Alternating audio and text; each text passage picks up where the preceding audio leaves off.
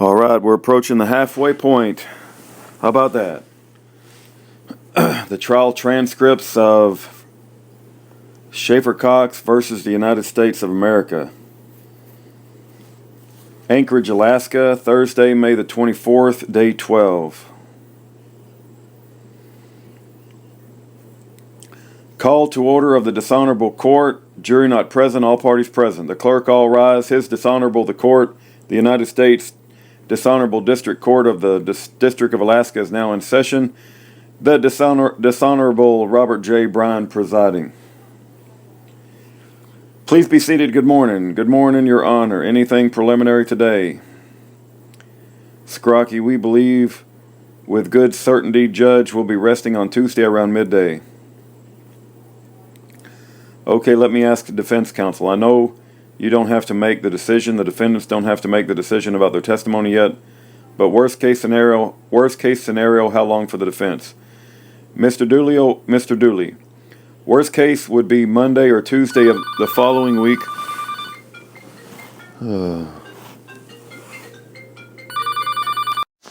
All right, we were interrupted by the phone, so let's continue to work our way through. Where was that worst case at? Hold on. Worst case would be Monday or Tuesday of the following week. I'll go ahead and tell you Coleman's going to testify. We're going to have Dr. Whitehurst or Bill Fulton on first. Well, Dr. Whitehurst has to get somewhere. I don't want to get into all that. Right, but just give me time estimates. I think I will be done by next. Your microphone, please. I'm sorry. Traversal, I'm sorry, I think I will be done not until the following Monday because I have witness that's out of town until June 4th, but we will be available June 4th. So that would be my last witness. Other than that, we can take things out of order, I suppose. But when is June the 4th? Is that the following Monday? We anticipate half a day. Okay, so we're looking at half a day, basically 2 more weeks, next week and the week following, but with luck, we'll get it to the jury. We'll get it to the jury. The end of the second week. Before that, probably go ahead. Do you think that's... We may have some rebuttal witnesses, Your Honor, depending on... Well, the witnesses they can call in their case. Sure. And Your Honor, with regard to one witness, which is Mr. Fulton, the government is accommodating us by bringing him in, so we'll probably have... I've discussed with the government, we'll probably take him out of order. He's actually under my subpoena, and I would do him first, but then we would defer to the order, just so we can get him in and out because he's riding on the government's ticket. The court, okay, well, that gives me a target here. One other thing, I almost cut some off in mid-stride the other day. If you have objections, don't make them to me. Don't make them to opposing counsel. Don't make comments about opposing counsel's preparation or lack thereof. We just don't need it. And I wanted to just give you kind of a warning because I'll more likely cut you off in mid-stride after a warning, before a warning. Okay, are we ready for the jury? Yes, Your Honor. Oh, and there's Exhibit A. Exhibit A from Lonnie Vernon, Your Honor. And it was admitted it was, and I don't know what to do with this exhibit. Give it to the clerk, I guess. I believe so. Well, we can take it and we can put it in. At the end when we submit it to the jury, the big card of everything that we have, yes, if that's all the original, you should keep it. I look at exhibits, but I'm not responsible for them. I thought it was the judge's copy. I'll give it to the clerk. Sorry, thanks. All right, Your Honor. Bring the jury in. We'll go to work. One other item. Oh, I wanted to raise, Your Honor, with regard to Mr. Dooley calling Mr. Whitehurst as an expert witness. We have expert witness to plan to call today. We would like them to be able to sit in on Mr. Whitehurst's testimony on Tuesday for planning purposes. I wanted to go ahead and raise that now under Rule 15. I don't believe that the exclusionary rule applies to those expert witnesses, but I did want to raise it before we had them stay here through the long weekend. Why, sure, it applies to them, but I don't know what the defense thinks about that. My understanding is an expert can sit in, so are these witnesses who have already testified or who are going to testify? They're witnesses who we plan to call today, so they will testify before Mr. Whitehurst testifies. Okay, because right now we don't have anybody that's been qualified as an expert. Yes, we do. No, nobody's been qualified as an expert. My understanding is that this court doesn't take the practice of actually qualifying them, but they've been rendering expert opinions, and they absolutely are expert witnesses given their qualifications and opinions they've been rendering. But they have not been tendered as experts. I don't know what you're talking about. The court, when somebody renders an opinion based on their expertise, you can call them an expert. The court, it's not like for discovery purposes, it may be this guy is an expert or this guy's not. But when you go to trial, it's a different deal. Now, as Ms. Lamoureux said, I don't qualify experts in some separate ruling, and I'll tell you why. I come from a state where the judge commenting on the evidence is unconstitutional. I think for me to say in front of the jury that the guy is an expert or is not an expert is a comment on the evidence. So I don't do that. But when you qualify somebody and ask their opinions, if there's no objection, then then the opinions come in. If there's an objection about their qualifications, we sort that out. But I don't know what you're talking about. Some people have testified, given their expert opinions in this case. So, Miss Hayden, I don't really think I have a dog in the fight, so I don't. The court, well, okay, good. Miss Hayden particularly here care. But I mean, my experience in this district is when we have somebody that we're going to call an expert, we qualify them as an expert, and the judge or the court accepts them as an expert. Well, Miss Hayden, that hasn't been done. Well, there are thousands of judges in this country. They all do it differently. I understand, Your Honor. I'm the only one that always does it right. Of course, all the other judges think they do it right every time too, but we all have our idiosyncrasies, I guess. Anyway, do you want me to make a speech about anything else? Let's go to work. You can bring the jury in. Madam Clerk, if we could have the headsets distributed. Oh, yes, and do we have another witness here? Yes, sir. You can just wait for the jury to come in, and I'll ask you to stand and be sworn, okay? The court, I think you're aware they may use this courtroom in another matter on Friday tomorrow, so cooperate with the clerks and everything in terms of moving stuff, and because we'll make room for them for Friday, and then we'll have to reset up to some degree on Monday. Play the audio log. The court, if you'll come up to the witness stand, Ms. Stewart, and if you just stand in the witness stand and face the jury in the courtroom and raise your right hand to be sworn. Janice Lynn Stewart. I do. Thank you. Please be seated. Good morning. Good morning. Can you tell us your full name and spell your last name? Janice Lynn Stewart, Stewart, and do you live here in Anchorage? I do. Can you tell the jury what you do? I'm a teacher with the school district. And how long have you been living in Anchorage? About 3 years. Do you know the defendant, Shaver Cox? I do. Can you describe how you know him? He's my son-in-law. And how? Wow. Wow, this is the mother-in-law. Who called the mother-in-law? Just curious. Wow. The prosecution called the mother-in-law. Okay, well, this ought to be interesting. The prosecution called the mother-in-law. If she's the one who started this whole thing by calling the cops, I better keep my mouth closed. I don't want to say too much here. My goodness, the mother-in-law. And how long have you been living in Anchorage? About 3 years. Do you know the defendant, Shiver Cox? I do. Can you describe how you know him? He's my son-in-law. And how is he your son-in-law? He's married to my daughter, Marty. And do you know how they met? From my understanding, they met at the University Baptist Church in Fairbanks. Was that through a family connection? My sister attended church there, so that's where my daughter went. She went to Fairbanks to go to school at UAF. And your sister lives where? In Fairbanks. Hold on just a second. Hey, babe. The prosecution called the mother-in-law and you're missing the whole testimony. Listen, should I change the Slender FX, vanilla for next month? No, I need probably more protein. Okay, yeah, that's fine. But can you believe it? The prosecution called the mother-in-law.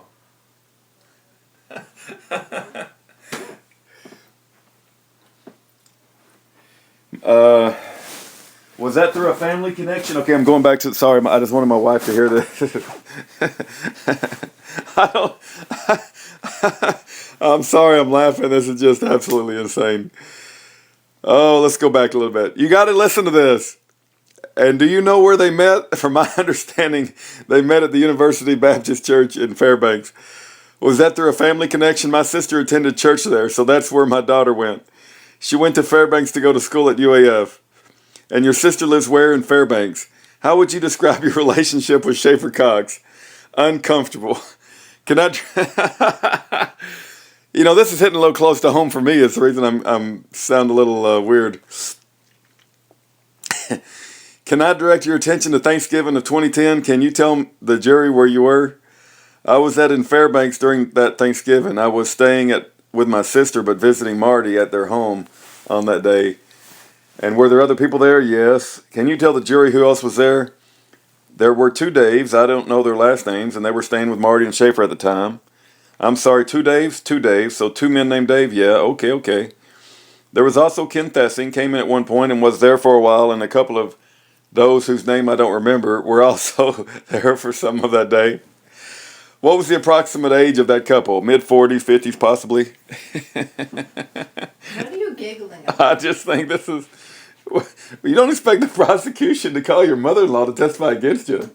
Oh, she against him? The prosecution called her. I don't know what we're fixing to get into. She described her relationship with Schaefer as uncomfortable. They said, please describe your relationship with Schaefer. And she said, it's uncomfortable. Okay, she's describing, here she goes. Okay, what was the approximate age of that couple? Mid-40s to 50s, possibly. And how long were they at... My mother loves you. Oh. Did you hear that? That's going to be on audio for everyone to listen to. My mother loves Rudy. She thinks he's a real man. Okay, no comment. There was also Ken Thessing came in at one point and was there for a while, and a couple of those names I don't remember were also there for some of that day. What was the approximate age of that couple? Mid-40s to 50s, possibly. And how long were they at the house while you were there? In my memory, they came after I arrived, and honestly, I don't remember if I got there early in the morning or later in the afternoon. But they came after I got there, and they were when I left. I believe in my recollection, give a jury a rough estimate? Are we talking about an hour or hours? Oh, it would have been hours. 4 or 5 hours, possibly. And this was at Marty and Schaefer's house? Yes, correct. Can you describe the general topic of conversation was? The overriding topic was the government, the corruption of the government, what we as the people needed to do to retake our rights as citizens, and anti-government rhetoric. Did you hear Schaefer Cox make any specific remarks? Can you be more specific? You referred to anti-government sentiment. Along those lines, did you hear Schaefer Cox make any specific remarks? The most specific remark that I heard him say was when they were talking in reference to the 2 TSA agents. And the conversation was talking about what they would like to do if the federal government, and talking specifically about TSA agents, did something to his family, and they would go in and burn the homes of those agents if the families were there and were running out during the fire. They would shoot them down. That's what they would do to the TSA agents if they hurt their families. Is there anything wrong with retaliating if somebody hurts your family? It used to be when somebody hurts your family, you got upset about it. I guess nobody gets upset about it anymore. This world is so backwards. And so was it. It was an if scenario. It was an if-then scenario. Yes, this is the mother-in-law again. And the if that you remember was what? What was the if, that triggering point for this to happen? I don't remember anything specific as far as if. I honestly don't remember what the specific if was. I know that it had a list of things that if the government crossed the line pertaining to those certain things, they were prepared to act. But I don't know. I don't remember what all those things are. Was that the specific time you had heard him talk about TSA specifically? In violent terms like that, yes. But he had no love for TSA agents. He was doing a lot of traveling at that time, and he hated the whole procedure of security and possibly being patted down and having to go through all of that. Amen. I like Schaefer already. Okay, question. It's ridiculous. Yeah, the TSA is absolutely absurd. When I went through the airport a few months ago, my girlfriend was disgusted. She'd never seen anybody pat down before, and she saw me getting pat down. She went through the scanner, and I didn't. And she filmed it. She was so disgusted Yeah. with how they were touching me. Yeah. And I mean, it went on and on. It must have been like 10 minutes. Was it a lady? Was it a lady? It was some chick, yeah. Yeah. All right. Well, it's insane. We live in an insane world. Ugh. I want to turn your attention to a few months before that. In February of 2010 in Anchorage, did you hear Schaefer Cox make comments about TSA then? I don't recall if it was specific to TSA. It was a similar conversation where if it become necessary to defend ourselves against our own government, then there would be collateral damage. There would be shooting, burning homes, people running out of their homes. I don't remember TSA being mentioned specifically at that time. And those were Schaefer Cox's words? Yes. and where were you when during that meeting in Anchorage? I was at my sister's home that lives here in Anchorage. A different sister? Yes. Did you report those things when you heard him say those things? Did you report that to anyone? No, I did not. Did you talk about it with your family members? Yes. Why didn't you report it to law enforcement? That was kind of escalation. That was kind of an escalation that started out, I guess, in speculation. It started when he lost the seat, when he was running for the Alaska seat. And it was political office? Yes, affirmative. And it was kind of a gradual move towards what I would term a more radical view of what he felt he needed to do to offset the corruption and loss of rights that he felt was happening. And with any group of people, when you start hearing that kind of conversation more, it was a gradual move towards a more violent point of view. And we all just thought he was just very radical. And we got used to hearing him talk like that. It was just who Schaefer was. He was kind of on this tirade about the government, and we just kind of let it flow over us. when you were at his home in Thanksgiving of 2010, you indicated there were other people around when he was making those comments. What was their general reaction to the things that he was saying? Mr. Traverso. Objection, Your Honor. Question. Did you observe? Answer. Yes. Their reaction? Did you join in the conversation? They were part of the conversation, yes. They were willing to participate in that conversation. I want to move back to 2011, in early February 2011. Were you back in Fairbanks? Yes, my granddaughter was born in early February. And the granddaughter was belonging to Schaefer? Yes. And Marty Cox? Yes. And did you have occasion to go to Schaefer Cox's house then? Yes, I was in and out of their home for about a week during that time. But I was staying with my sister. And about when was this? It was approximately February 2nd through the 9th, or 10th, I believe. I don't remember the exact date. I got there or came back. And that's 2011? Yes. What did you see when you were at Schaefer's house during that time period? There was a lot of coming and going by different people. Schaefer was on the phone a lot. He did several, I believe, radio talks through the phone. There was a lot of activity. Activity in terms at the house, you're saying? Yes. People coming and going? Yes. Did you see, were they men or women? Mostly men. If women were there, they were the wives or mothers of the men. And were they in the house? The men always went to the back room. They had a big back room where Schaefer had an office set up. The women generally would stay in the living room with and talk with Marty and myself. Did Schaefer go into the back room with those other men? Yes. That's where he was most of the time. So you weren't back there? No. You didn't hear their conversations? I did not. Did the Super Bowl happen while you were there? I do not remember it being, but yes, it was during, that time. Were you invited to a party? I was, but I declined to go. And do you know who did go?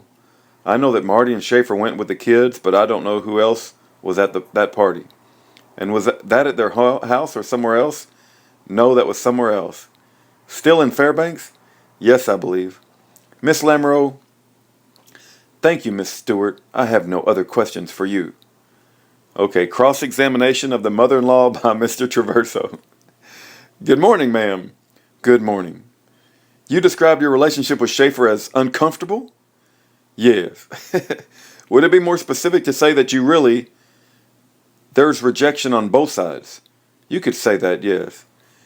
And that rejection actually preceded even the marriage of your daughter to Schaefer Cox? Yes. It began while they were engaged. Yes. So, so also when Schaefer and Marty had a domestic conflict, you were one of the reporting parties, correct? I did not do anything. Marty was the only one who spoke to anyone during that incident. Did you not have any contact with the police? I did not. Okay. When was the first time that the FBI contacted you? It was late this spring, possibly April. April? The end of April, I believe. Maybe slightly earlier than that. And did they explain why your name came up? No. Okay, you hadn't talked to them. I did not approach them, no. Okay, and when you heard the comments that you thought were moving in a direction of, what you said, violence, did you at any point tell somebody about it? No. No? No. As I explained earlier, we just felt it was part of his radical, okay, kind of mentality. We did not. Okay, as a teacher, so you didn't feel that he was going to tomorrow, the next day, gather up some men and go shoot TSA employees? No. Okay. And you should be able to discern, given that you're a school teacher, when you think a potentially abusive situation is about to occur, right? I would hope that. Or I would be sensitive to that, yes. You would be. You have a hypersensitivity to that, correct? I hope so, since I'm in charge of a lot of children, yes. And you have a mandatory requirement under the law to report anything that's out of line with the children, correct? Yes, I do. Okay. Mr. Traverso, no further questions, Your Honor. Mr. Dooley.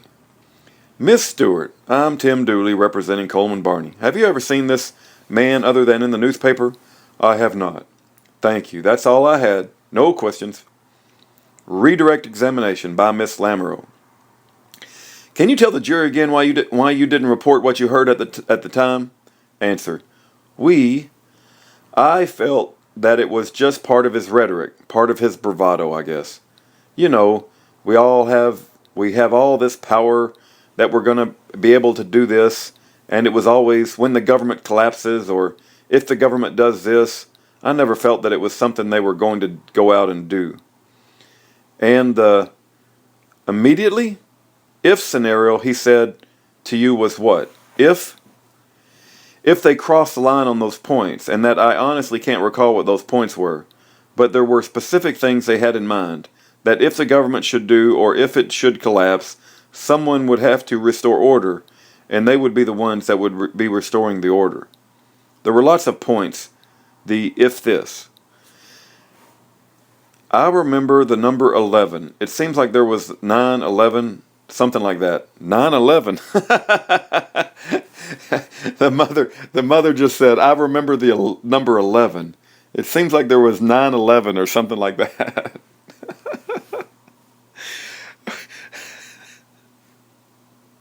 This only makes sense to like somebody who really understands what's going on.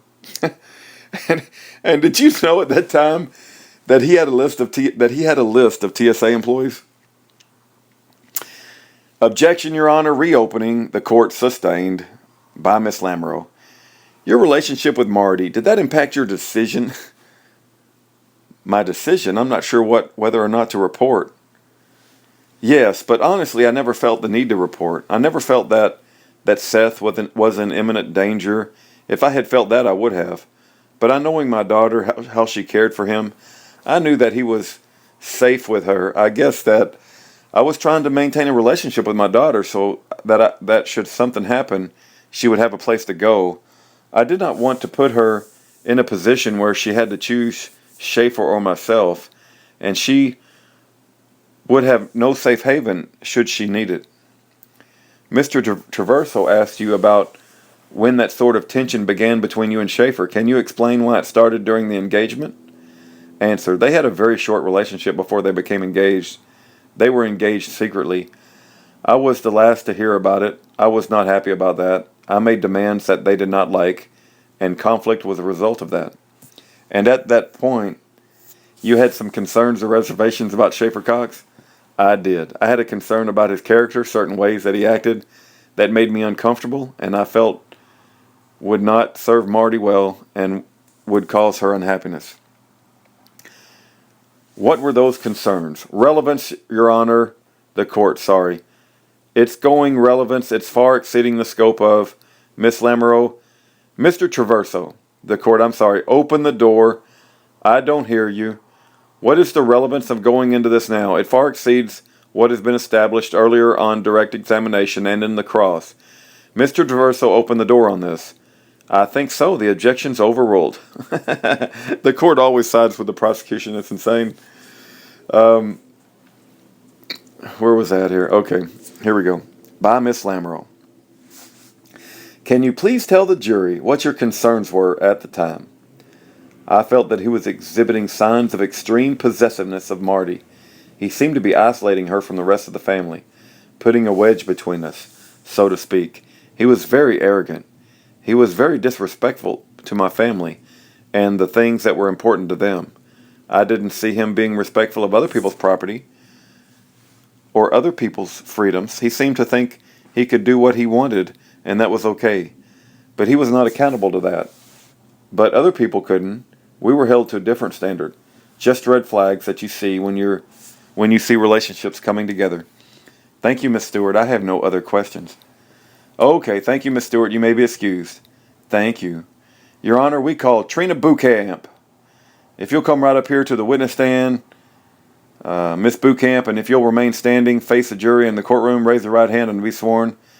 I will. Please be seated. Good morning. Good morning. If you could give your name, please, and spell your last name. Trina Bucamp. Beauchamp.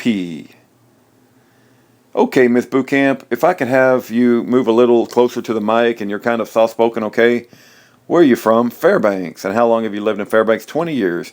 Can you tell the jury what you do in Fairbanks? I'm a training specialist for the TSA. Okay, do you work at the airport? That is the one of the locations. All right, correct. How long have you been with TSA? Since 2003. Miss Bucamp, do you know Schaefer Cox? I do. Do you see him in court today? Do you see him here in court today? He is. How long have you known him? 2007 is when. And how did you get to meet him? From my church. You attend the same church? Correct. Is this father part of that church? He is. And in what capacity? He's the pastor. Did you have occasion to see Mr. Cox in your home? I have. Can you tell the jury under what circumstances that he's been in your home? The first home that I owned, he just came to visit. In the second home that I lived in, I occasionally have lunch at my house for college and career students from my church. And he would attend then. Okay, and you mentioned you had did you have lunch in your home for certain people? That is correct. Can you tell the jury about the lunches that you hosted in your home? It started when I first attended the church in 2007.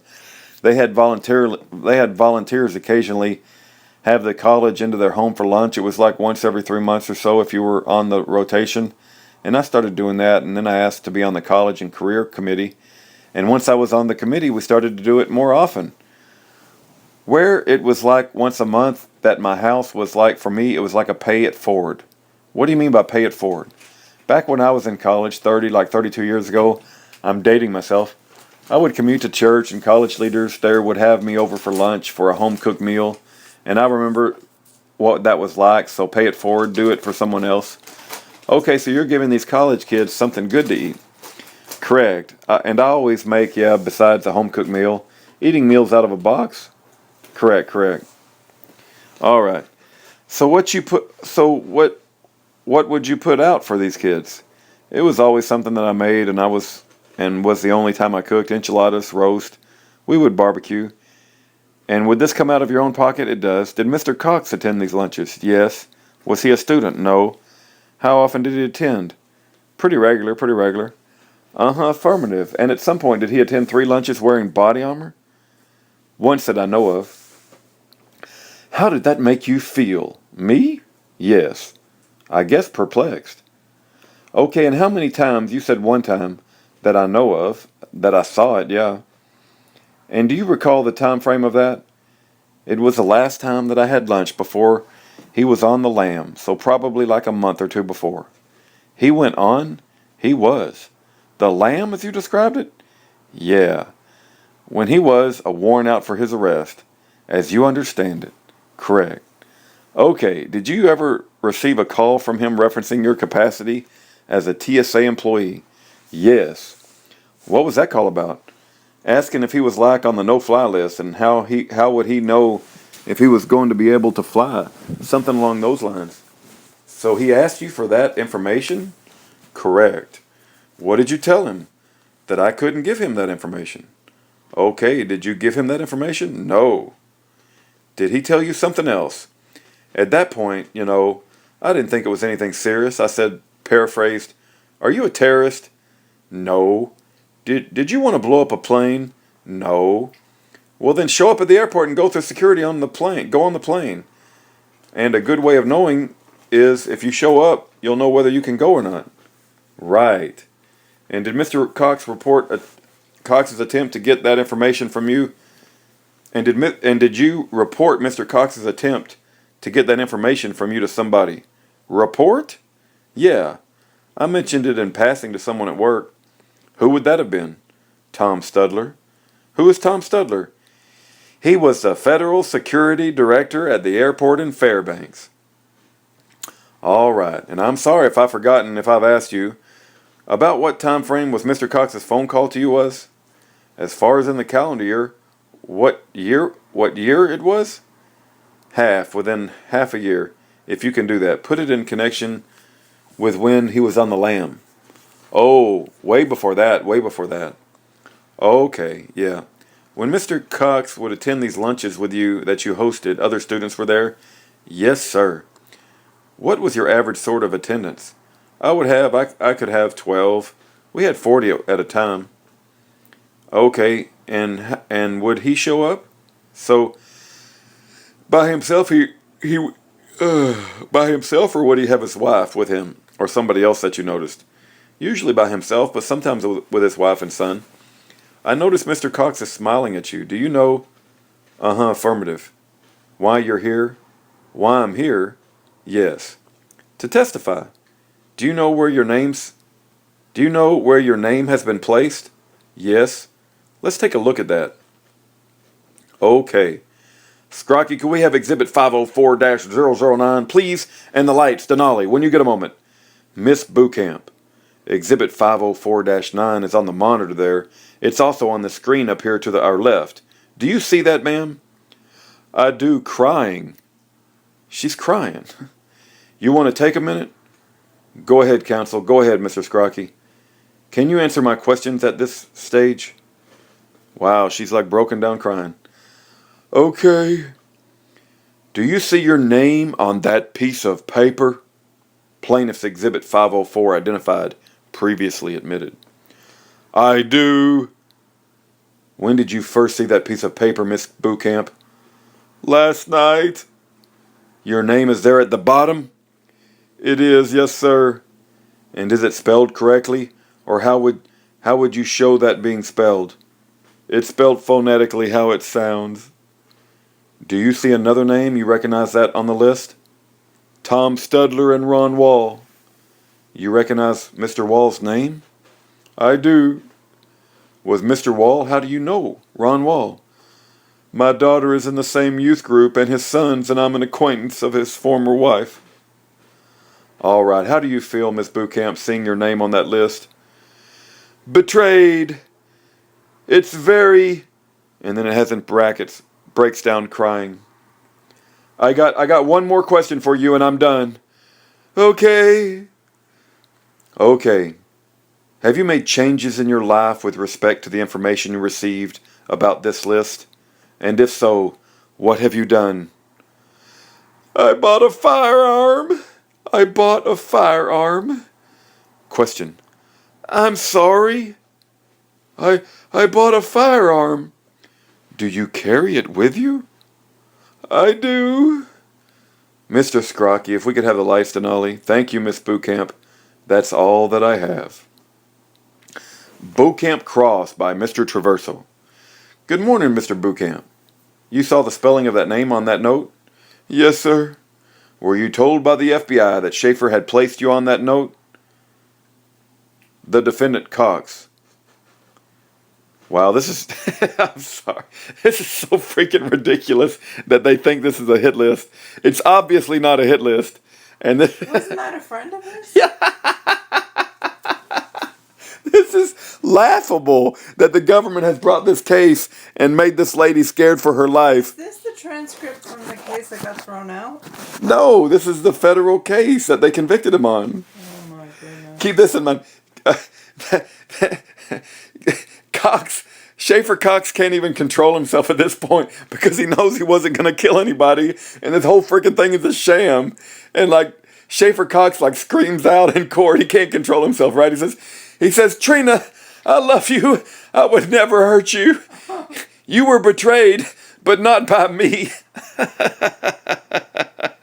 It's like this Trina Bootcamp doesn't even know what's going on. The government's convinced her that Schaefer Cox wants to kill her. She's been feeding him home-cooked meals. What a crock of crap. You know what? Let me just say this right now. I hate the government. And I can say a whole lot worse things right now, but I'll just say I absolutely hate the government and what Scrocky's done. I hate what Scrocky's done, and I can say a whole lot worse things about Scrocky, but I'll just leave it at that. Doesn't this go along with that Chinese torture? Yeah, they're breaking up relationships. The government they got this big freaking fancy courtroom. They got this big freaking fancy judge wearing a black robe. They brought in all these fancy, smarty pants prosecutions who think they're smarter than everybody else, put on big fancy suits, and they've broken up a relationship is what they've done. Because they've convinced this poor old lady that Schaefer Cox wants to kill her, which is the most stupidest.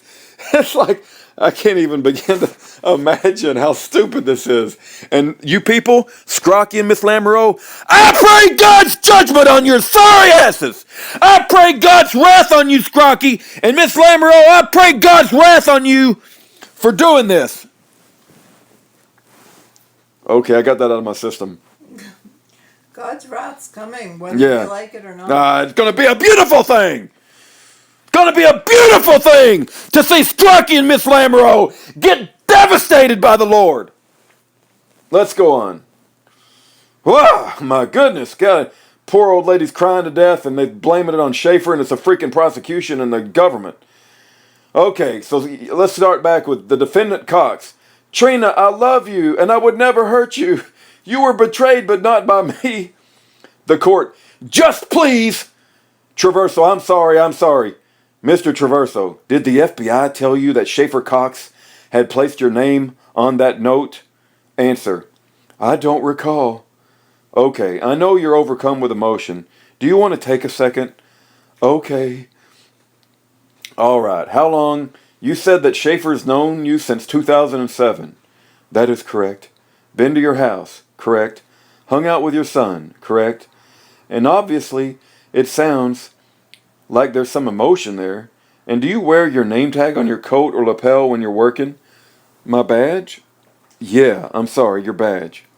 Yes. And has Schaefer seen you with your badge on? I don't think so, not that I recall. But Schaefer would know how to spell your name, wouldn't he? A lot of people can't spell my name. But he's known you since 2007, correct? Correct. Traverso, I have no further questions. The court, Mr. Dooley. Miss Bootcamp, I'm Tim Dooley. This is Coleman Barney. Have you ever seen this man before except in the newspaper? I don't recall. Mr. Dooley, thank you. The court, Miss Hayden. Miss Hayden, no questions. Redirect examination by evil, reprobate son of Belial Scrocky. Do you know Mike Anderson? I do not. That's all I have, thank you. The court. Okay, thank you, Miss Bootcamp. You may be excused. Witness excused. Miss Lamoureux, the United States calls Jason Hollingsworth. If you stand in the witness box, please raise your right hand and face the jury and the courtroom. Jason Thomas Hollingsworth, yes, please be seated. Direct examination by evil, wicked witch, Miss Lamoureux. Good morning, good morning. Can you please tell us your full name and spell your last name? Jason Thomas Hollingsworth. And Hollingsworth, Hollingsworth. Where do you work? I work at the Fairbanks Airport with TSA, the Transportation Security Administration. We love to pat people down like the perverts we are. You're a federal employee? Yes, I suck off the federal tit for my income. And how long have you been working for the TSA? Almost 7 years now. What's your current role? I'm a transportation security inspector, a canine handler, explosives detection canine handler. So canine handler. How many terrorists have you caught? Well, these federal people are real proud of their titles. You know, when the Federal Reserve pays all these people their money, they give them all these titles. You know, it's all about A stripe on the shoulder. a stripe on the shoulder, man. Let me just read that again. Sounds very impressive. I'm a transportation security inspector, a canine handler, explosives detection canine handler. He plays with dogs. Yeah. So canine handler, meaning you have a working dog. Yes. What kind of dog is it? It's a Labrador Retriever. And Boy, that must be nice to get paid to play with dogs. yeah, it's the federal government and our tax dollars at work. A Labrador Retriever? And what is it trained for? To detect explosives. Just explosives? Yes. Not drugs? No, no. Prior to being a canine handler, what roles did you have within TSA? I used to work the checkpoint and was a screener and would just check bags and search people's bags and things. At the Fairbanks Airport? Yes. Do you know the defendant Schaefer Cox? Not personally, no. Have you had interaction with him? At the airport, yes. Can you describe the interactions you've had with him before you were a canine handler? I didn't really have an interaction personally, but I was at a checkpoint on 2 different occasions when he had been through the checkpoint. And let's focus on the first one. What did you hear him say, or what did you see him do? He was getting additional screening. I'm not sure of the circumstances, and he had a rat in his sweater, and they were telling him that he couldn't bring the rat through.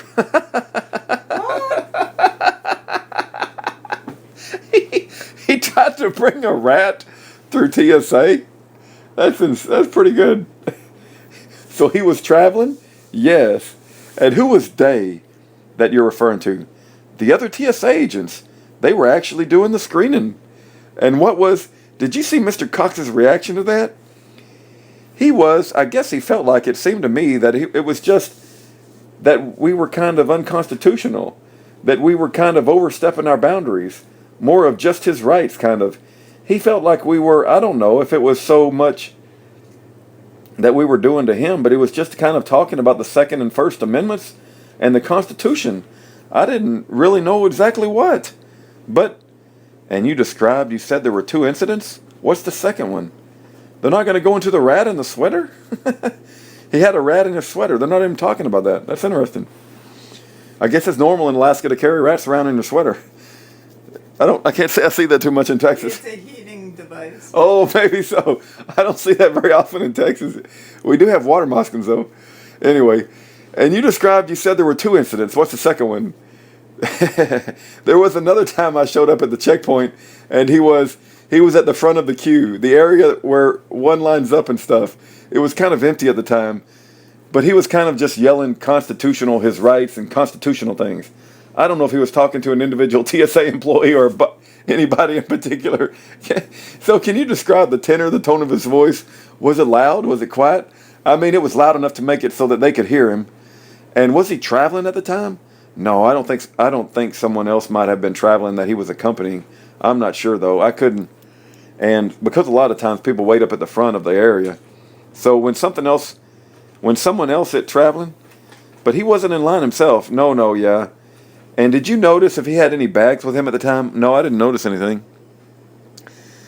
What was he talking about during that incident? I couldn't even really say for sure. Just think it was just more kind of constitutional rights and who was he? Yeah, directing that at, I just think the TSA checkpoint, but it could have been an individual. I think it was kind of to the TSA. And did anyone respond? Not that I know of, yeah. Did you see the airport police? Yes. Yeah, an airport officer did show up and talk to him, and I think got him to leave. I don't know, just because they try to keep the checkpoint kind of quiet. And the supervisor, I think, thought it was a disturbance to the checkpoint. So he was escorted away? Yeah, I guess, yeah. Why does the TSA to keep things calm in the queue at the airport? It's just, I guess the travel in public, it's stressful enough. So they just they don't want anybody kind of disturbing the peacefulness, I guess. I don't know. I guess when you got all your perverts and they're doing all their pervert stuff, they don't like anybody calling it out, you know. There's nothing peaceful about it. Yeah, there's nothing peaceful about when you molest, have your lesbians and your son of Belial faggots, perverting and molesting other men and women. Question. I want to turn your attention now to when you were working as a canine handler. Yeah. Did you have an interaction with Schaefer Cox when you were working as a canine handler? Yeah. Can you tell the jury about it, please? It was right after we just got back from school and we were just acclimating our dogs, where they just kind of get used to the area for the little bit, and we were leaving the sterile area, and we were all passengers come down to exit to the baggage claim. Let me stop you real quick. Yeah. When you say we were, who are you?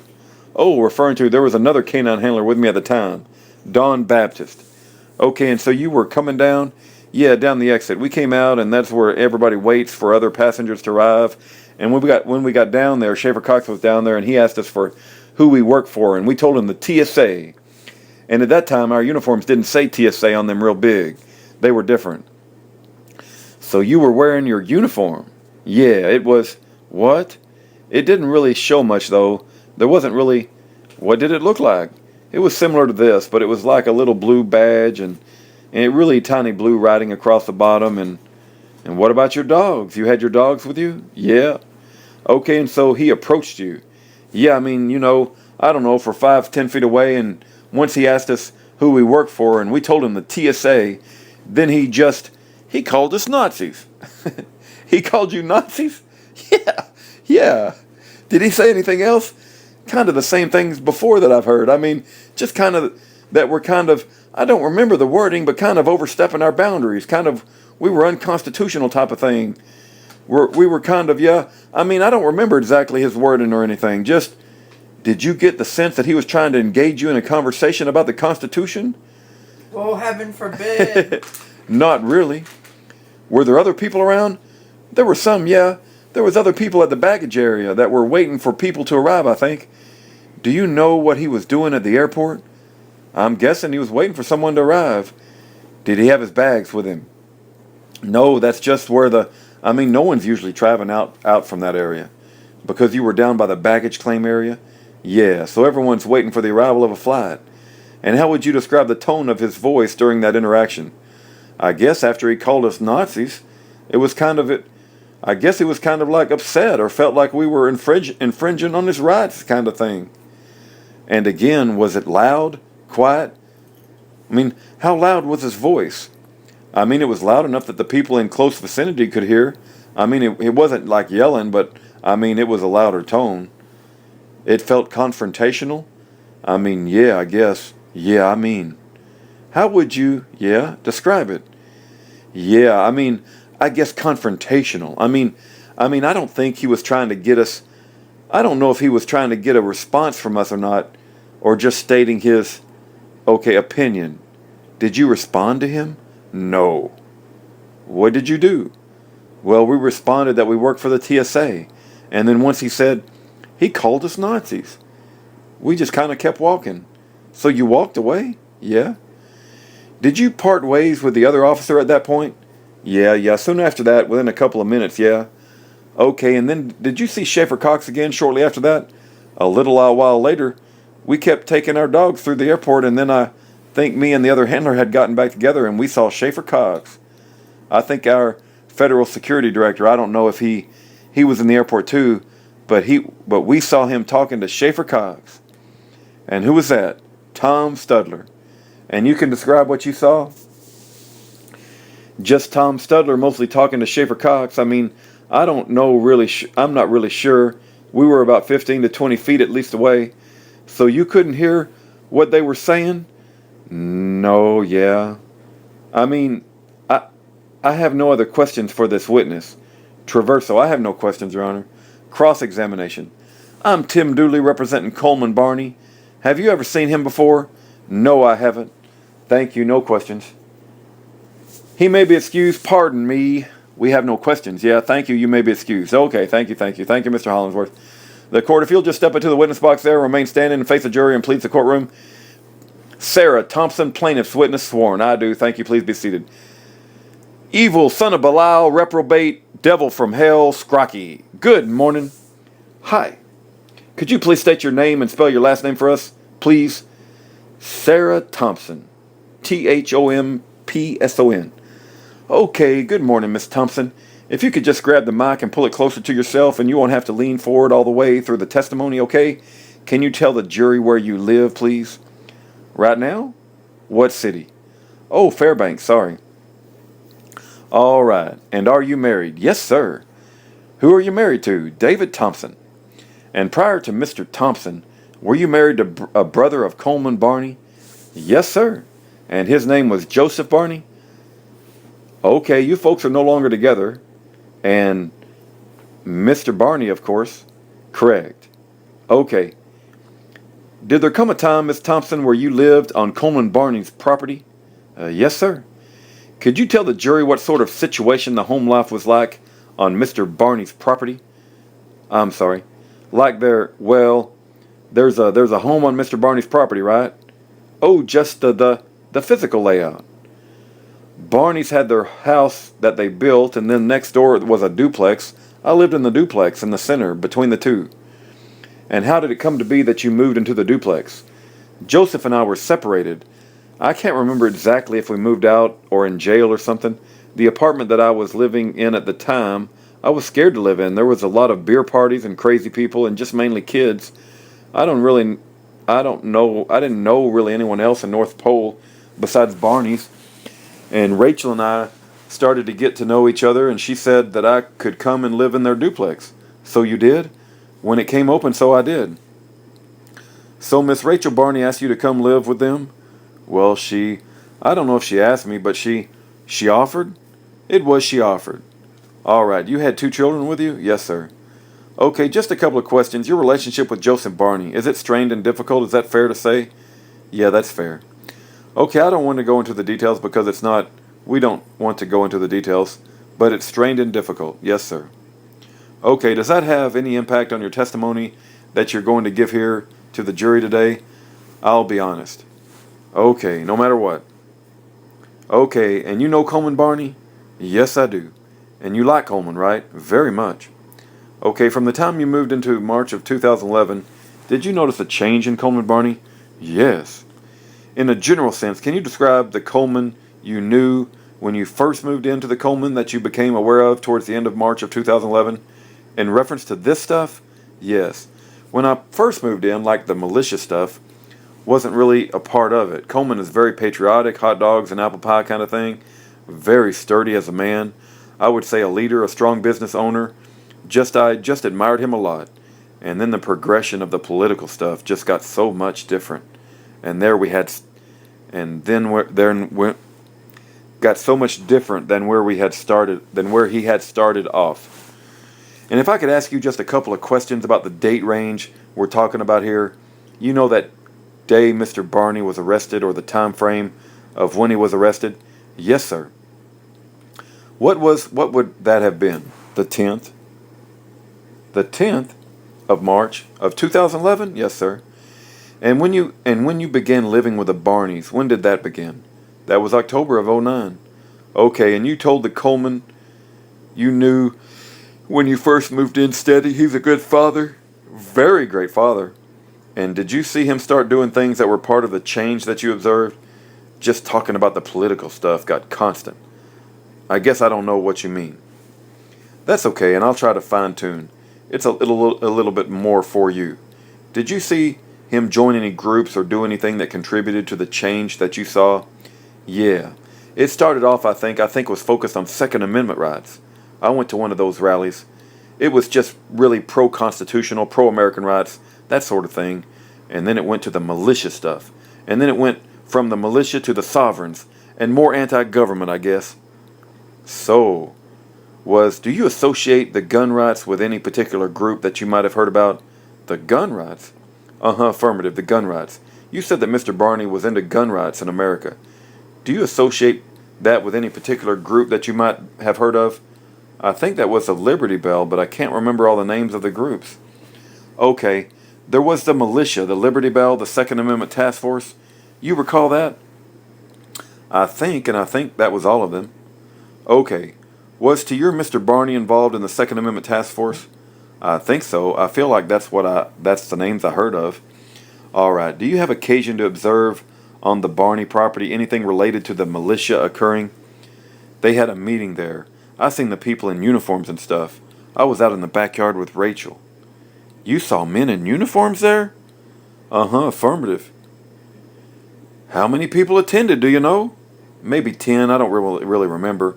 I wasn't really part of the group, but they were outside on the back porch, just, okay, a few guys. And do you know the purpose of the collection or the people assembling there was for? It was just a militia meeting. I don't know what the content of it was. Okay. Was there family members there too? Marty, Shaver Cox's wife, was there, out in the backyard with Rachel. Was Mr. Cox there too? Yeah, I assume so. You just don't recall him being there? We just weren't really part of what the guys were doing. We were just, okay, kind of out in the backyard with the kids. But you recall seeing Marty Cox? Uh-huh, affirmative. At some point, do you have some discussions with Mr. Barney with reference to the changes that you saw going on with him? We had lots of discussions, some small, some passing, and some more significant sit-down type of conversations. Could you tell the jury about one of the sit-down conversations you might have had? We were invited to go, I call it the Dome, the property of a relative. We didn't really know exact content of what it was, but we didn't go just because it was my son's birthday, and so Coleman called soon after. I don't know if it was a couple of days or whatever, and asked if he could come and talk. I asked him if he was selling Jinsu knives because I wasn't sure what he was coming over about, and then we had a kind of probably couple-hour discussion about he was setting up a security detail for Schaefer for a court appearance that he had wanted to form security teams to guard him at the courthouse. Did this request surprise you? In the sense that the whole thing, yes, it surprised me. My husband's reaction was, she will not carry a gun to a federal courthouse, and neither will I. And so he's much more outspoken in that sense. For me, it was alarming that to need to guard somebody for a court appearance with guns seems a little extreme to me. Did you go to the courthouse? We agreed to go as observers. So, to the courthouse? So that'd be you and your husband, Craig. And you went to the courthouse? Yes, sir. And you went into the courtroom? Yes, sir. And how many people were there in attendance for this court proceeding? I don't know how many people. Both sides were filled up pretty much, from what I can remember. Was Mr. Cox there? Yes. And what did you observe him do? He went to address the court to the judge. He kind of went on a long, pretty boring at first, little tirade, and then we were just there as observers. We didn't really know the content of what he was going to say, and then I became extremely uncomfortable when he gestured to us, the observers, implying that we would rather kill the judge and in her bed at night than address her in the courtroom, but gesturing toward all of us like we were part of it. And so I don't know, that's when I became afraid, I guess, of that. Okay, I gotta stop here. This whole thing was recorded on YouTube, and you need to listen to it yourself. It absolutely was not a threat to the judge. Matter of fact, the judge referred to Mr. Cox as being completely respectful the whole time. And polite. And there are multiple versions of this video out on YouTube, and a lot of them cut Schaefer off where they don't let him play the whole thing in the context, and it makes him look worse than he is. But if you find a video of the entire event, he is being completely respectful, and he doesn't make any threats whatsoever. Question: you became afraid? So she just lied on the stand? No, he did say some things during the course of his speech, but none of it was threatening. And he's basically saying that, he believes in a sovereign citizen court, and he thinks his court is just as legitimate as their court. And he's trying to, he's saying, she's not aware of what's going on, and she's just picking up on certain things that he says, and she's taking things out of context because she's not fully aware of, the arguments and the context of what's being spoken about. Anyway, the evil lizard man, serpent, Scrocky. You became afraid? Answer: well, I didn't want to be. I wasn't a part of anything like that. I didn't even know what was going to be said to the judge, let alone a threat. So, you got no advance notice about what was on the agenda? No, not the content. I just find that a really inflammatory thing to say, I guess. Was that the only reaction you had to what you heard Mr. Cox tell the judge? The only reaction? Yeah, I mean, was that the only reaction you had? And if it is, that's fine. I'm just trying to move us along. Yeah, I guess I kind of froze up and just wanted to get to the heck out of there. Okay, and was Coleman Barney there? Yes. Where was he? Up by the front. I think we were in the back on the right, and Schaefer, I could see him pretty good standing up in the center of the courtroom. So yeah, after you observed this and had a chance to settle, did you have further concerns about Coleman Barney? Behind closed doors, I think Dave was getting tired of me constantly worrying about it. I read a lot to pass the time, and to me it just started taking the shape of a Waco. The obsession with it all just became so bizarre.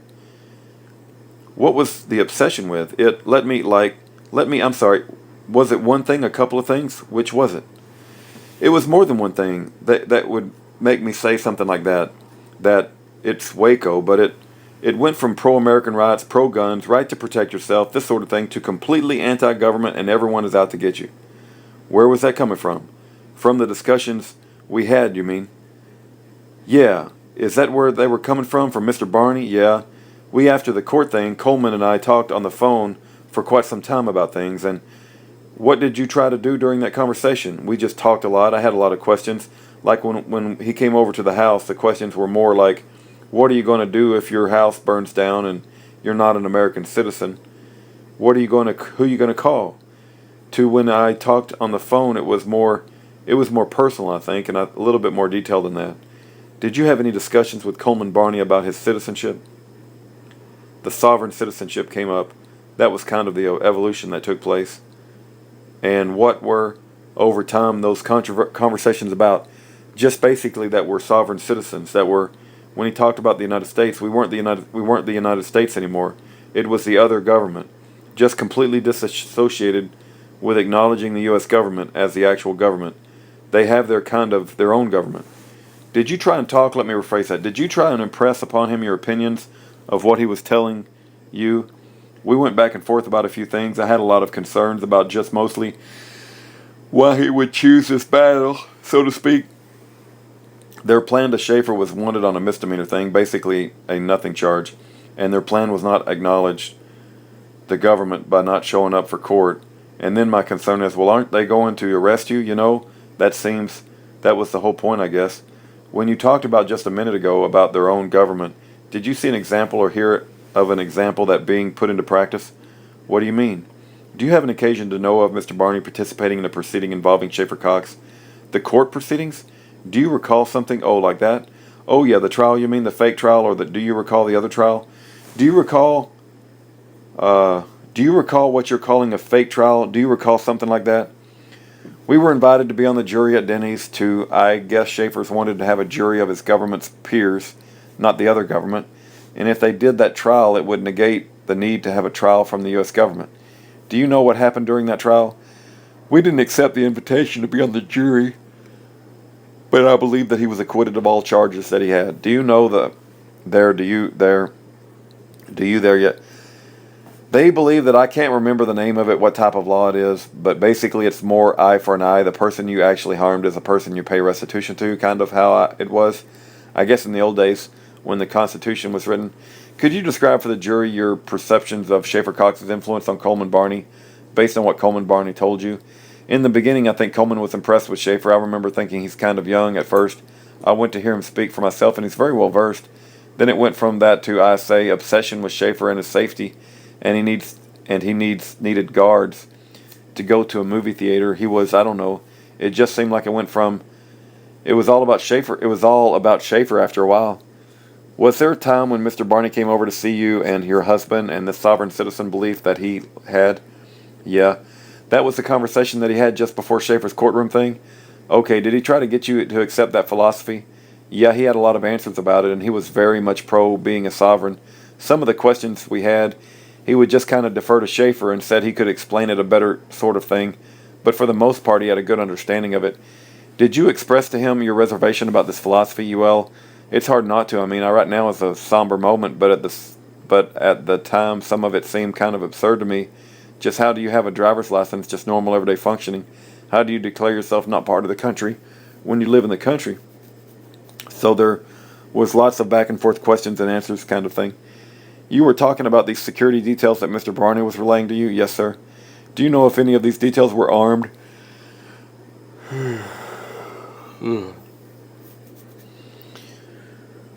Hold on, let me find my spot. I lost my spot. Okay. That was the point of the detail, I guess. Can you explain that to the jury?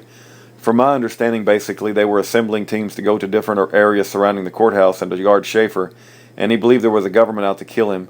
They wanted to shut him up from spreading the truth, and so they just had a different teams assembled, armed to guard him. With respect to those teams and being armed to guard Schaefer Cox, is it your impression that Coleman Barney would kill for Schaefer Cox? That's how it got in the end, yes. Were there circumstances, or there should have been an objection there. There should have been an objection. She can't know the state of mind of Coleman Barney. His attorney is absolutely incompetent. That's how it got in the end, yes. Where was the circumstances of times when you saw Schaefer Cox on the Coleman Barney property?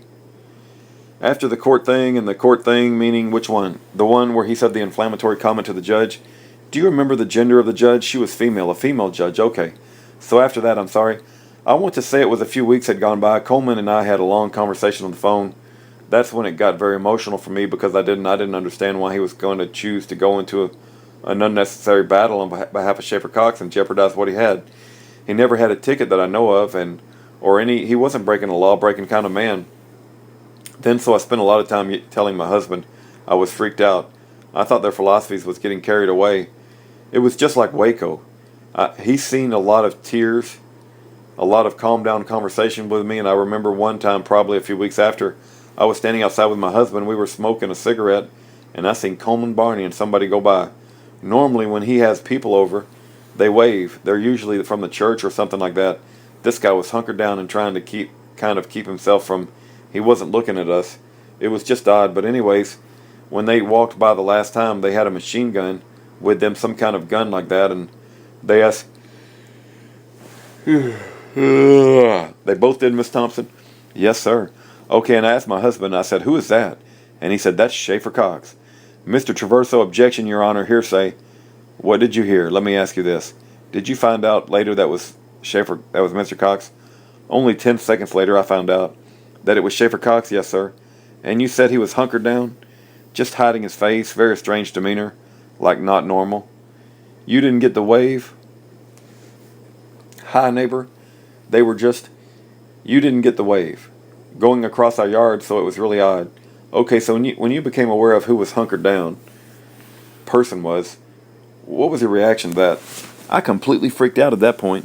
Why is that, Miss Thompson?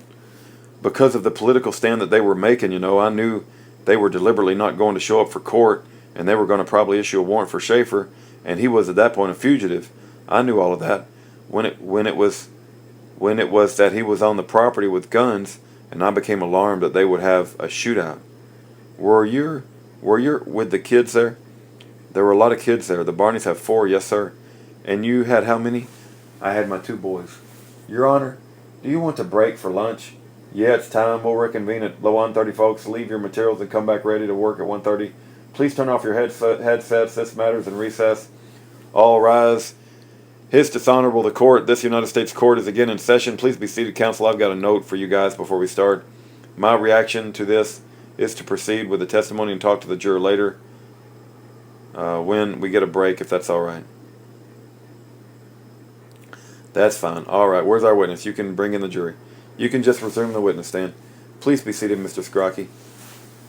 Thank you, Your Honor. Miss Scrocky. Mr. Thompson, just a couple of questions. Okay.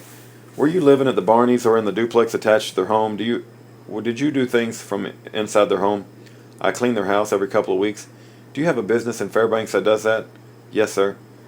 Okay. Do you run that business? Yes. And so you clean their home every couple of weeks? Yes, sir.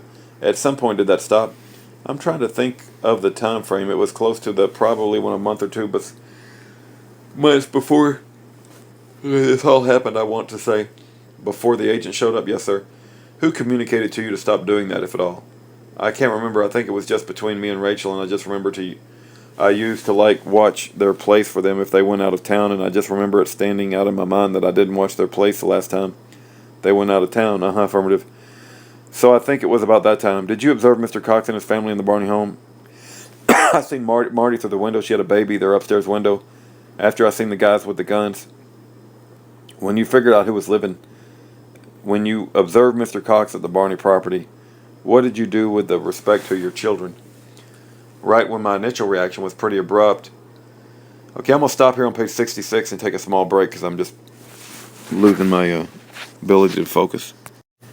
Okay, picking up on page 66. Right, when my initial reaction was pretty abrupt, that I just freaked out on Dave. I started crying, and then him and I got into, though, you're overreacting, calm down, and I called my boys Dad and told him he kind of knew some of the stuff that was experiencing. We're pretty close friends, and I just said, Joe, I think you're going to think I'm crazy, but they're outside with guns. I need the boys to leave. They normally go to their dad's for spring break, but he's arranged with his job that he could take a few days off. So it coincidentally was the day the police came, but I dropped my boys off at the airport at 6 o'clock in the morning, and I came back to the property to bring Coleman and Rachel's kids to school for the last time. And then I went to work, and I don't really know anything what happened until I brought one of my boys home, and my husband went a little bit before me, and he said to come home. He said not to come home. He called me and said not to come home. What date was that? That was the day of the raid, the 10th. Those were all the questions I have for Miss Thompson. Miss Thompson. Traversal, good afternoon. Miss Thompson, the image in your mind about Waco, did that come after March 10th or before March 10th? My husband and I had a lot, probably 3 or 4 discussions before March 10th. Okay, did you feel threatened by these men? I felt threatened once I felt threatened once I realized that the confrontation they were planning was on the property. Okay, you had details of a confrontation? Probably not as many details as they had themselves, but I knew that their plan was for Schaefer to not show up for court, so they would have to issue a warrant. So there would be some type of political, I guess. There would be a political. I'm sorry, she's not done with her question yet. I object. Let her answer. Go ahead, Mr. Traversal. Some type of political confrontation. Political confrontation. Okay, you never thought there would be guns blazing or anything like that, right? I knew it was within the realm of possibility that they would use weapons in conflicts, that they would defend their sovereign people with guns and force. But I just didn't think it would happen until I seen the guns. The guys with the guns, knowing that Schaefer was a fugitive on the property. Where did you receive information that they were wanting to have some sort of shootout confrontation with whoever it was? That you said they were going to have a confrontation with him? I don't understand what you're saying. Well, who did you get information from that said there was going to be a shootout? I don't think I got information that was going to be a shootout. Okay. When you had this imagery of Waco, is that from a discussion that you had with somebody that said you're going to compare this to Waco, or was that from a book that you read, or from a news that you were watching? Where did you get this imagery of Waco? Like I said, I read a lot, so I know a little bit about what happened with Waco, and I have my opinion about it. Okay, I viewed Mr. Cox exactly the same as David Koresh. You do, okay. And so, in a sense, just not in the beginning, but just in the end, the way they were talking. Okay, do you pack a gun? Yes, sir. Do you pack a gun everywhere you went? Do you pack a gun? When you pack a gun, do you take it everywhere you go? No, sir. You only pack a gun to where? Well, I actually sold my gun, so I don't have one anymore. Okay, during that time frame, did you pack a gun? Yes, sir. Where did you go with the gun? What kind of places would you go with your gun? Anywhere that's not illegal, I guess. Anywhere that's not illegal. Okay, would you go into a grocery store with a gun? I brought my gun into the grocery store. Okay, did you take your kids to school with a gun? No, sir. Okay, when you were afraid of the Waco situation, did who did you call besides your ex-husband about the situation? I spoke with my business partner as well. Affirmative. Who's your business partner? Bill Roselli. Did you think about calling the police? I thought about it. My initial reaction was just get the kids out of the house just to move away. Okay, how did your lifestyle get altered by thinking of a David Koresh-like situation? It happened in 2 days. How did your lifestyle get altered by the situation in those 2 days? What happened? What kind of measures did the other than sending the boys to your ex? What other things did you do? Well, the first night we started looking for apartments on Craigslist. The next morning when I called the boys, Dad, and then the next day was the raid. Affirmative. So I guess we bought boxes. Okay, did any of those men that came over to Coleman Barney's house ever have words with you? I don't think so. I think maybe just a few people I might recognize. Okay, but it would just be in passing. Did they shoot their firearms in the air and raise all their kind of noise and do anything out of line? I probably had left it if they had.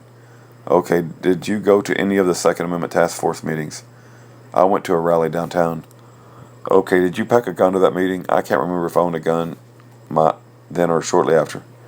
Okay, oh yeah, I did. I did have it then.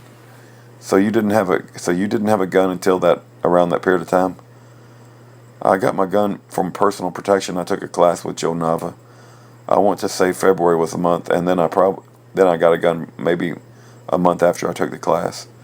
Okay, you said you had a discussion with Coleman Barney for 2 hours, or how many hours actually, it sounds like, right, about politics and things of that nature. Are you referring to the phone call when he came to the house? Yeah.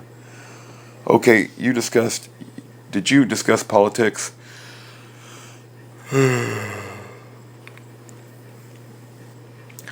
What the Alaska Peacemakers militia was about? We discussed sovereigns a lot.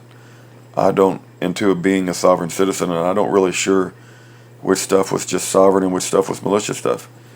And did he discuss with you the defend all, aggress none motto of the militia? I don't know if I actually heard him call it a motto or anything like that. Could you clarify for me? I was a little unclear about your testimony earlier regarding you being asked to. Were you being asked a part of a security detail at the courthouse, or an observer? Could you clarify that for us, please? I think when Coleman came over that women aren't allowed actually in the militia. I think that was a militia thing. So I think Dave was more of the security detail and we were observers. He didn't do the security detail, so we both ended up just being observers. Okay, when you say observers, were you there in support? I was in support of Coleman, but like I said, I didn't understand the nature of Schaefer was going to say that he said. Affirmative. Okay, you never spoken with Schaefer, though, have you? Briefly, just, I think, at the rally downtown, handshakes, mostly just listened to him speak. Okay, were you threatened by him then? No. Did you convey to Rachel about your feelings about the militiamen showing up at the house? No, I don't think so. No, she was the one who invited you to stay there for your protection. Originally, mean? Yes, sir. Okay, she extended her heartfelt warmth to you, that she saw you needed help. And she did that, right? Yes, sir. Okay, you saw Marty Cox there at Coleman's house? Yes, sir. Coleman and Rachel's? Did you ever talk to Marty Cox about anything? No, sir. About the situation that you felt? No, sir. Okay, you mentioned that you thought Coleman changed around that time, that you had his 2-hour discussion with him. Is that right? I'm not sure how you're wording it, but I believe that it was a progression over a period of time, not just that conversation. Okay, a progression over a period of time. Did he ever say anything about killing people? Can you? Oh, Huh? I forgot you're recording. I'm on page 74. Got to go to 95. That's 20 more pages. Okay, can you put our? Oh yeah, right now. Well, just pass it to me. I'll do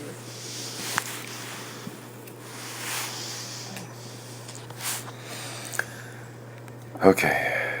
Did he ever say anything about killing anybody? The conversation, they pretty back and forth, so he didn't make direct threats toward any specific persons. Okay. But he did say that he viewed the government like it was Nazi Germany, and he felt that he had to protect everybody at all costs. Did he ever hear about discussions or positions regarding collapse of government, collapse, and that order would need to be restored through citizens coming together to prevent violence? A lot of government corruption, yeah, okay. They were talking about going to rob banks and collect money from other people to promote violence, right? They weren't talking about going to rob banks and collect money from other people to promote violence, right? No, sir. Did you ever see a grenade with them? Yes. Oh, wait. Did you ever see a grenade with them? Yes. Or in my life? Yes, no. Did you ever see a grenade with any of the militia members? No, sir. Okay. When did you have your first interview with the FBI about this matter, about your feelings? When Dave came home and told me not to come home, they said not to go very far, so maybe 2 hours after. March 10th, yeah. And you sat down with them and they interviewed you? Yes, sir. And how long did you talk to them for? Maybe an hour and a half? I have no further questions. Thank you. Bye, Mr. Dooley. Miss Thompson, I'm Tim Dooley. I represent Coleman Barney. When you say Waco, what does that mean to you? The people, they were, in my opinion, very paranoid and very just trying to be self-sufficient, which is fine. There's lots of sovereigns, I guess, that are not really in a threatening way, but they were very paranoid. And the way that I understand the situation, it really didn't need to happen. Like I said, it's just my opinion, but they had 51 days to let their families out, at least spare the families for their cause. And if they want to be fighting for their cause, they could continue to do that. That was my comparison to the mindset I was hearing. It was very similar. You were saying you saw two men, Coleman Barney, one of them, the machine guns. Scrocky objection mischaracterizes her testimony. Sustained. Did you say... Oh, man. Did you say you saw two men with machine guns? Yes, sir. I don't know exactly what type of gun. I know the difference between a hunting gun and a handgun and a Nerf gun and a G.I. Joe looking thing. So it's a very generic word for like an assault type weapon. So it might not have been a machine gun. I guess so. It could have been an AK-47 or a M16. Some other type of weapon like that. I don't know which kind. All right. Have you handled machine guns? No, sir. Have you ever held a machine gun? No, sir. All right. You stated, well, I ask you, did you say you admired Coleman Barney at one time? Very much so. Why? I always thought that he was madly in love with his wife. They have been married forever. But you would never know it because she just wants to look at his face and tell him how cute he is. He's a great dad. He's just very into the kids, and I used to just envision him as someone who would protect and love just everything you would want in a man. Coleman Barney helped you through some tough times in your life, I think, correct? Yes, sir. And you were married to Coleman's brother, Joseph Barney, correct? Yes, sir. Joseph Barney was an alcoholic, correct? Yes, sir. And he was not a good husband to you, correct? No, sir. And at one time you went to court over some problems with Joseph Barney, correct? More than one time. All right, the Barney family actually went to support you at court, correct? Yes, sir. Help you buy a car, correct? Help you pay utilities, yes, sir. Help you pay the rent, yes, sir. You mentioned that there was some drinking going on. That was not at the Coleman Barney's drinking place going on at some drinking party? I don't recall that as part of direct examination. Objection. Did you testify? The court. About drinking going on? Answer. I don't think so. All right. Maybe I'm lost. Oh, at your old apartment. Oh, sorry, yes. That had nothing to do with Coleman and Rachel Barney, correct? No, sir. Have you ever seen them drinking? No. When the FBI or other federal officials talked to you on March 10th, what did they tell you? They basically just said that they were clearing the house for bombs and we couldn't go home right away, and then they didn't really tell us a whole lot. The first thing that I asked if Rachel and the kids were okay, and they just asked us questions and things. They didn't really tell us a whole bunch. And then eventually they told us that we could go home and get looking for bombs. That's what they said, clear the house for bombs. You can't come in right now. And then, that was your own house? Correct. Well, that was my understanding. I don't know what they actually looked through or what they did. Did they tell you we're from the Domestic Terrorism Task Force? I don't remember hearing the name, but maybe. Did you tell them that they suspected Coleman Barney was doing? No, they said that they just asked questions. They asked if he ever really directly threatened anyone or just different things like that. Kind of some kind of questions you're asking today. Sorry, you said at some point, well, did you say at some point that you freaked out? Yes, sir. What's that mean? Well, I was crying and panicking. I just being a girl, I don't know. I was just very emotional and alarmed. Have you had before this? Have you had counseling for? Yes. Objection relevance. The objection sustained, Mr. Dooley. Have you freaked out in the past about things? Scrocky. The same objection relevance outside of scope of the direct. I think she may answer it. It depends on what you mean by freaked out, I guess. I'm describing like a 10-minute episode, then I'm crying, and then I call my boys to get them safe. I don't really think that was inappropriate, though. Using your definition of freaked out, have you freaked out in the past? Probably. Do you testify that you thought of Coleman Barney as a brother or a brother that you never had? Yes, sir. Was your current husband, Mr. Thompson, aware of that kind of feeling? Yes, sir. Okay, did it trouble him? Objection, relevance, and outside the scope of direct examination. It doesn't go to bias. He can ask Mr. Thompson. Well, I think I can ask her. Well, the objection sustained. You're asking for somebody else's state of mind. It's amazing how all of the time Scrocky objects, but the defense never objects. And the court's constantly siding with Scrocky. What did he, Mr. Thompson, say to you, or what did you observe? Objection, hearsay as to what Mr. Thompson said to her. That's sustained. All right, thank you, Mr. Thompson, very much. No questions. No further questions. All right, thank you, Miss Thompson. You may be excused. Okay, thanks. Play the audio lag. We call Mr. Rob Carr. Mr. Carr, if you'll step in the witness stand, thank you. Please be seated. Mr. Carr, if you could give us your name and spell your name, Rob Carr, C-A-R-R. Mr. Carr, how old are you? 23, and where do you live? North Pole, Alaska. Do you have a business in North Pole? Yes. What's the name of your business? The Munitions Cache. Munitions Cache, yes. And what do you sell? Firearms? What kind? All kinds. Okay, are you an NFA guy? No. Not a Class 3? No. Do you know what those terms mean? Yes. Okay, do you know Shepard Cox? Yes. Do you see him in the court? Yes. How long have you known him? 3 or 4 years, I think. Okay. Mr. Dooley, could we have exhibits 126 and 123, please, for Mr. Carr? Mr. Carr, do you have in your hand what has been marked as Exhibit 126? Do you recognize that rifle? Yes. Do you associate that rifle with Mr. Cox, and if so, how? I sold it to him. When did you do that? A couple of years ago. Do you recall when? Not the exact date, no. Okay, and you sold it to him? How did he pay for it? I don't recall. Okay, and when he bought it, did he take it away from the store, and did he have it? Yes. At some point, did that change? Yeah.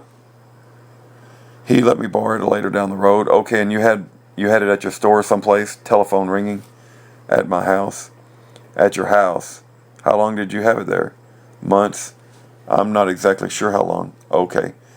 Mr. Scrocky, whose phone? All right, could I have you look at Exhibit 127? We put up there. Okay, do you see that item, sir? Whose? Can you tell the jury where the item what the item is? There is another lower for the same type of weapon as this. Okay, another lower receiver. And the rifle that you've got there in front of you, what kind of rifle is that? It's a C93. All right. And how did the lower unit you have in your hand there, Exhibit 127, come into play with respect to the rifle and Mr. Cox? They were both owned by Mr. Cox, and I'm not sure how they came to be together. Okay, how about the lower? How did you get the lower with respect to the rifle? Can you tell us about that? I don't recall. I had them both in my possession at one time, and I was supposed to give them back to Schaefer via J.R. Olson. Can you recall that? Yeah, he came to my store. He asked for the firearm and the lower. Okay, when he came into your store, did you have a note with him? Did he have a note with him? Yes. Could we have 123? First of all, Exhibit 120, did you recognize the writing on this page, Mr. Carr? And if we could have the lights, Denali? Yes, whose writing is it, Schaefer's? On the right-hand side, can you read the first paragraph there about the AR? The AR with the grenade launcher is yours. If I don't make it back, go talk to Rob at the gun shop by Blondie's. He has an HK C93 with a separate full auto lower that belongs to me. Is that a true statement as you understand it? Yeah. That would be the HKs we're looking at, right? The CK93 we're looking at there and the lower receiver you just picked up. I believe so. All right, and so you mentioned Mr. Olson or J.R. Olson came into your shop, yeah. Okay, can we just stop the screen for a second? Can we go to 124, Exhibit 124, which we have admitted into evidence. Mr. Carr, do you see the note there? Yeah, do you recognize the writing? It looks like Schaefer's. Can you read the note, please? Rob, give my C93 and lower to J.R. Olson. Don't give him any guff. He's one of the good guys. Thanks. I don't need the light not 9 mil Uzi anymore. Okay, he's one of the good guys. Okay, yes. Can you see that there? And that's printing there. That's at Schaefer Cox. Yes. What do you know about the light 9mm Uzi? What about it? What do you know about it? Oh, it was something that I was going to get for him or something. Did you ever do that? No. What is an Uzi? It's a 9mm. It's a small 9mm handgun. All right. And so Mr. Olson came in with this note. Yes. Do you recall about what time? What time frame was that? I have no idea. How come? I just don't remember when that was. All right. You remember Mr. Olson? I remember him coming into my store. All right. And did you give him anything when he came into the store? I gave him this rifle. This one there we have on the table? Yeah. What about the lower? No, I did not. And tell the jury why you didn't do that. I wasn't certain if it was legal to have in the same place as a rifle. And so you gave Mr. Olson the rifle? Yes. What did he do with it? I'm assuming he gave it to Schaefer. I'm sorry. Did he leave the store with it? Yes. And at some point after that, did you have occasion to see Mr. Cox and Mr. Olson at the same time? Yes, later after that. Okay, do you recall when they came into the store? Yes. Can you tell the jury what happened when they came to your store?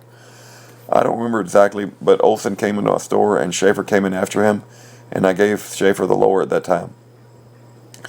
And did you do something to the lower before you gave it to him? I had broken the selector switch on it prior to that. Tell the jury why you did that, just in case it was illegal, that it wouldn't be functional. And were you concerned about that? About what? It being functional? I don't think it is. Is that why you broke it? Yeah, just in case it was. And because if it was fully auto, what would you have to do with it? What was your understanding of that? To do with what? If that is a CK93 the lower would put together, it would be fully automatic. What would you have to do with it to possess it legally? I'm not sure that you could possess it legally. Okay, do you know anything about filing paperwork with ATF to possess a machine gun? Yeah. So you wouldn't have to do that before you put those pieces together? Yes. When Mr. Olson came into your shop, Mr. Carr, do you recall if he checked to see if you were by yourself? I'm on page 90, babe. I just got to get 5 more pages. Yeah, I believe he asked if I was alone, and then Schaefer came in after that. Scrocky 191. If we could go have him the lights, Denali, thank you. Mr. Carr, we've met before, yes. One in March, and then last night? Yeah. And last night, we should you that box? Yeah, that's Exhibit 191. There's a mailing address on that box. Yeah, whose mailing address is it? That's my old store location. Okay, and do you know where that box was found by the investigation in that case, where it came from? I don't remember exactly where. Do you have any memory of that box and its contents with respect to how it got to the store? I believe I ordered it for who? I don't recall who I ordered it for. No idea. Okay, can you look inside the box and tell us what's in there? They're 37mm blanks. Do you know how many? I have no idea. There's a lot. Well, a lot? Okay, yeah. Okay, so do you have any idea? Can you tell the jury how that box got from your address and out of your address to where it is now? Do you have any idea? I don't recall how that happened. You don't know who ordered it? I'm not sure. I'm not 100% sure. How sure do you think you might be? I wouldn't want to say. All right, and what manufacturer did the box come from? American Specialty Ammo. Where are they located? In Ohio. That's all I have for you, sir. Thank you. No questions, thank you. Mr. Carr, Tim Dooley for Coleman Barney. What kind of paperwork do you have to buy those plastic things that you were just talking about in the box? Yeah. None. Are they called bird bangers? I believe so. And what kind of paperwork do you believe people have to buy them from you? None. Thank you, no questions, no redirect. All right, thank you, Mr. Carr. You may be excused. That's the end of the file.